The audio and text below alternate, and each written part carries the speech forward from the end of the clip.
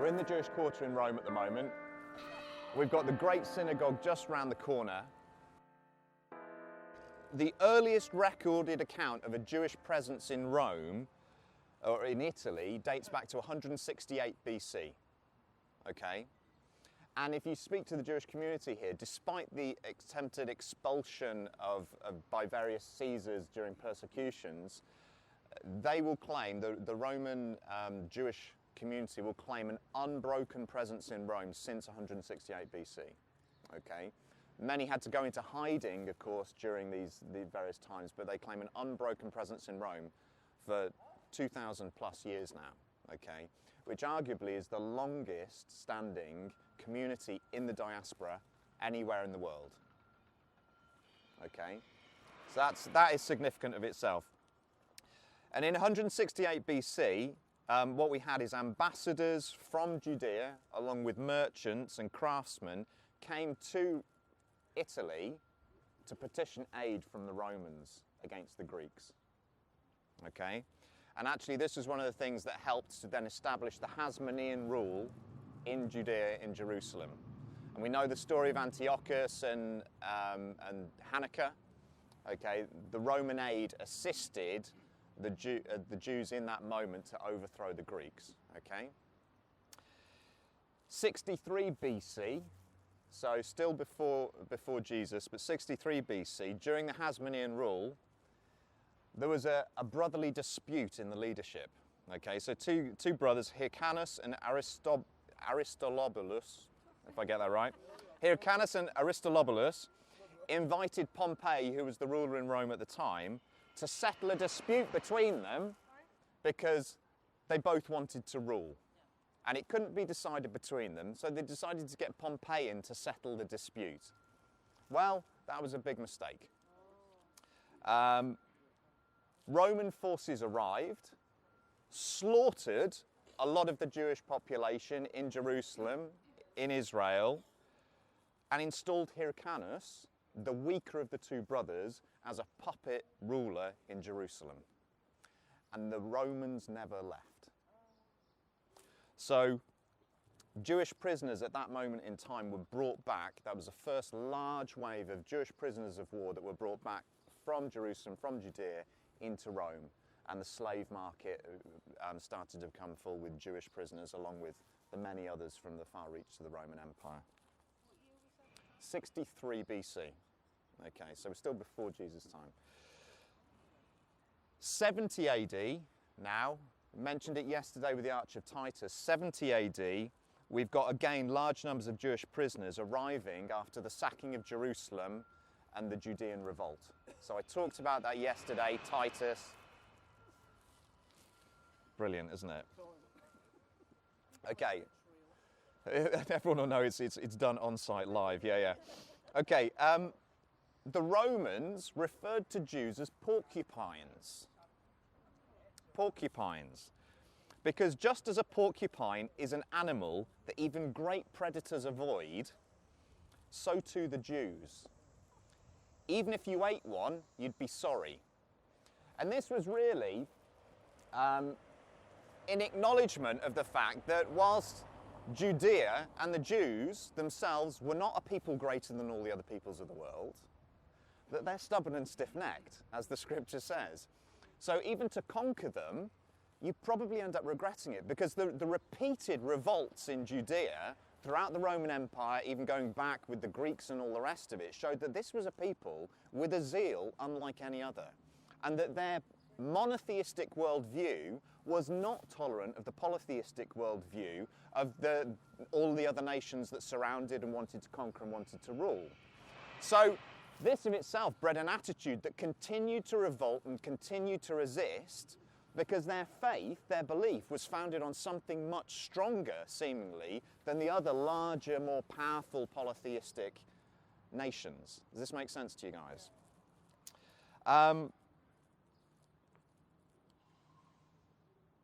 I've referenced Exodus 20, verse 4. Do not make for yourself a graven image or any likeness of anything that is in heaven above, or on the earth below, or in the water under the earth. Do not bow down to them. Do not let anyone make you serve them. The Jews worshipped a God with no image.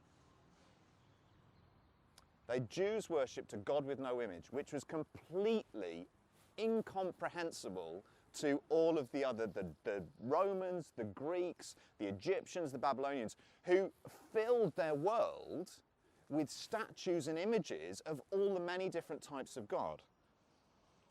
Romans just couldn't conceive of this and therefore considered Jews to be either atheists or non-believers in their worldview. Okay? So every other nation could be absorbed into the Roman Empire and just their God stood alongside the Roman gods. That was, the world was big enough in their view, but this little Jewish, Judeo-Christian faith as sort of being established stood out like a thorn in the midst of them. It couldn't be accepted because their worldview didn't make allowance for all the other gods. And that was then an offense, of course, to the to the Roman worldview. We know that in Acts 17, there's a reference to the unknown God. Yeah? For exactly the same reason. You know, there's this temple, this altar to an unknown God. This is something. It's all right. Yeah, this is something that was just so completely foreign to the Roman way of doing things. They couldn't comprehend it. I've got an excerpt from a book by a guy called Ken Spiro here, who's a Jewish historian, and he writes this. Interestingly, Jewish tradition holds that the Romans were the descendants of Esau. Now, I don't think this is proven. I'm just saying this is a traditional perspective. The red-haired and bloodthirsty brother of Jacob, Judaism calls Rome Edom, another name given to Esau in the book of Genesis, from the Hebrew root which means both red and blood. When we look at the Jewish-Roman relationship, we see that the Romans were the spiritual inheritors of the Esau worldview.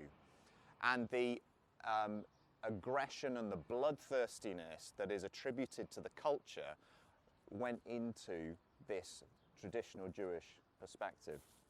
I don't want you to read too much more into that. I'm just giving you a traditional view of Judaism back then, looking at the Romans today. Rome did have adverse feelings to the Jews. However, under various Caesars, they were given, sort of allowances and tolerated within the community. And I said yesterday that because of their distinct ethnic identity, it was much easier to accept them than Gentiles who would convert to this particular faith.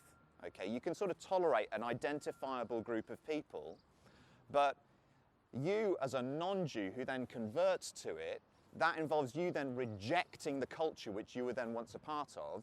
It means the rejection of family. It means the rejection of authority of the ruler, the Caesar, the emperor, whoever it is. And that's a problem. These people who come in, who are already very clearly identified as a particular race or an ethnic group of people, that's okay. But the repeated rebellion of the Jewish people, because of this monotheistic perspective, caused adverse feelings from the Romans. Okay, so we see the wars that took place in Judea, we see the slaves that came in, and whilst there were the Jews in Rome and the families that had sort of followed on from them since 168 BC, so there were those guys who were very much Roman Jews. They were still associated with the Jews in Judea who were killing Roman soldiers and trying to assassinate the rulers and those over there. So there was this complete conflict of feeling towards the Jews. You've got the monotheism, which just stands out and is a problem. You've got these rebellions over here, which is a problem. And trying to balance that with the fact that there's also these other Roman Jews who sort of integrated into society in Rome. There's this real conflict that then goes on. After the birth of Christianity, which again is a Jewish-based faith, but Christianity then starts to absorb non-Jews into their worldview, their faith perspective and all the rest of it. Disputes arose within the Jewish community itself. Okay, this is important to understand. Disputes arose within the Jewish community itself between the Messianic and the non-Messianic Jewish believers over the identity of the Messiah, over, you know, how to outwork this new understanding of perspective, but also separate disputes between the God-fearing Gentiles, or the Messianic Gentiles, and the Jews. And then you've also got disputes between that whole community there and the pagans that they're living in the heart of. There's countless examples in the New Testament of disputes between Messianic and non-Messianic Jews, and also between God-fearing Gentiles and Jews, and so on. Pilate's involvement in Yeshua's crucifixion illustrates how Rome was drawn into these disputes as well. It's a very simple example of how Rome then gets drawn in, and Pilate really doesn't want anything to do with it, does he? The whole hand-washing thing, and even the discussion over Paul and whether or not there's actually any charge for him to answer to, is an indication that Rome was getting drawn into what they otherwise perceived to be internal disputes between the Jewish community. And this further creates enmity between Rome and the Jews. The disputes surround not just the identity of the Messiah, but also understanding of worship practices. And this, in large part, is what Paul is trying to address in his book to the Romans, in his letter to the Romans. You know, the inclusion suddenly of non-Jews into this previously Jewish faith is something that the prophets and Paul's worldview is that all nations, you know, the whole world is created by one God, and that the prophets speak that God's general plan is to include nations into his chosen people. But what does that then mean for these people who haven't been practicing Judaism, for want of a better term, have no concept of what the law is, no concept of what righteousness is, no concept of what worship practices look like? Their whole idea, their whole worldview of worship looks like the pagan temple sacrifices that they're seeing every day, looks like these orgies that they're seeing every day, looks like all the holidays associated with Bacchus and Saturn and Jupiter and all these other different deities. That's what they think worship looks like. And yet suddenly, like I explained with the Colossians verse, they're coming out of this pagan Gentile worldview, coming out of this worship practices that are associated with all the other gods and deities, and they're going into the synagogue every Sabbath. And they're hearing the Torah taught, which explains God's definition for righteousness, which is completely opposed to the Roman perspective of what it looks like to live life. And they're being told that, no, you're not supposed to celebrate this God's birthday or that God's, you know, orgy or this, that, and the other.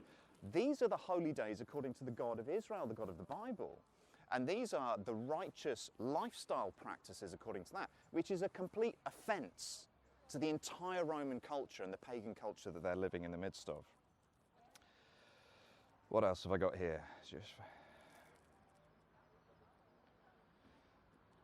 The Jewish faith, okay, this is very self-explanatory. The Jewish faith, of course, has many similarities to Christianity, but there's a distinction between the two.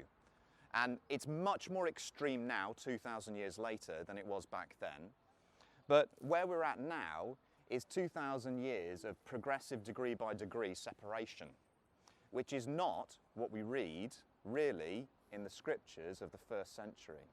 But it was what Paul was trying to address, certainly in his letter to the Roman church, which I'll talk more about later today, but also in the other letters that he wrote to different communities. The Gentile influence into this messianic community, into this Jewish faith, brought with it pagan worship practices. And the misunderstanding of how that was outworked was what Paul is going to great lengths to try to identify in his letter to the Romans. The problem is today, interpretation built on false interpretation, rooted in a misunderstanding right at its core, has caused certain interpretations of the New Testament teachings to equal one thing, which I don't believe Paul ever intended them to mean. But again, it's an issue of context. People haven't understood what took place, why the Romans were opposed in many ways to the Jewish people, why they were then opposed to Christians, you know, converts to this Jewish faith. They didn't understand all those things at the time.